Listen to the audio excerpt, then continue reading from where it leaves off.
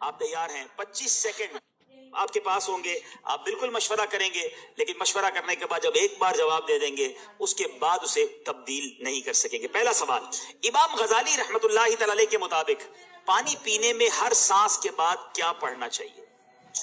ماشاءاللہ ہمارے سلسلے میں آپ کو مدنی چل کے ناظرین بہت کچھ سیکھنے کو بھی ملے گا۔ پانی ہم روزانہ ہی پیتے ہیں، اب دیکھیں ہر سانس میں کیا پڑھنا چاہیے یہ بھی سیکھ لیتے ہیں۔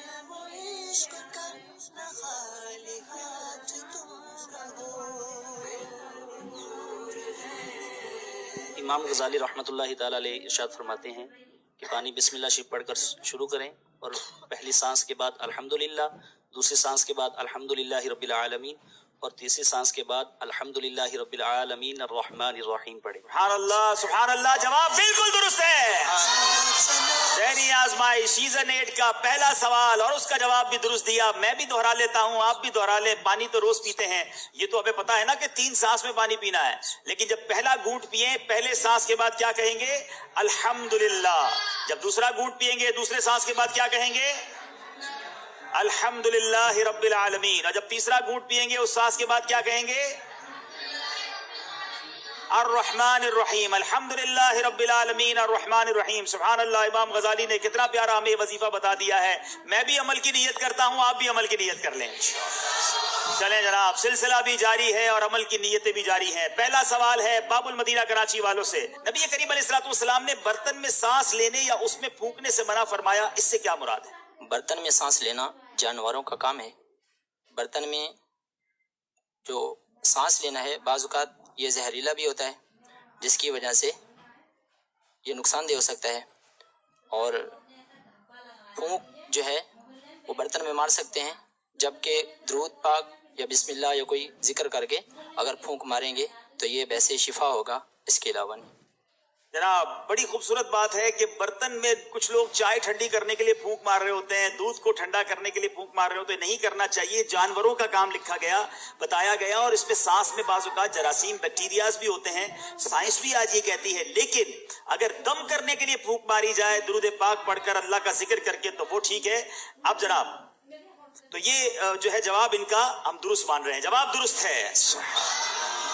تو اب آتے ہیں جناب ہم ہمارے گجرات کے اسلامی بھائیوں کی طرف۔ اصحاب صفہ کو اصحاب صفہ کیوں کہتے ہیں؟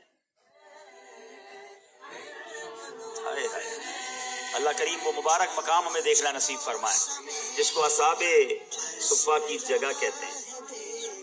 اصحاب صفہ کو اصحاب صفہ اس لیے کہا جاتا ہے کہ مسجد نبوی کے اندر ایک چبوترا تھا، سایہ دار جگہ تھی، جہاں پہ کچھ صحابہ کرام علیہم رضوان بیٹھ کر پیارے آقا علیہ الصلوۃ والسلام سے علم دین حاصل کیا کرتے تھے، اس وجہ سے انہیں اصحاب صفہ کہا جاتا ہے۔ چبوترا کہتے ہیں صفہ کو، چبوترے کے پاس وہ اس جگہ پر بیٹھنے والے صحابہ اصحاب صفہ کہلاتے، اور یہ بڑے مسکین صحابی تھے، بڑے غریب صحابی تھے، لیکن نبی پاک علیہ الصلوۃ والسلام سے علم دین حاصل کرنے کے لیے وہاں گویا نبی پاک کے در پر ڈیرا ڈالے رہتے تھے۔ اصحاب صفہ بڑے مبارک صحابہ ہیں۔ سیدنا ابو ہریرہ رضی اللہ تعالیٰ عنہ جن کے نام سے آج ہم نے یہ امامہ شریف باندھنے کے آداب کیا ہیں، گجرات کے تینوں اسلامی بھائیوں کے سروں پر امامہ ہے، ذرا کچھ آداب بھی بیان کر دیجئے۔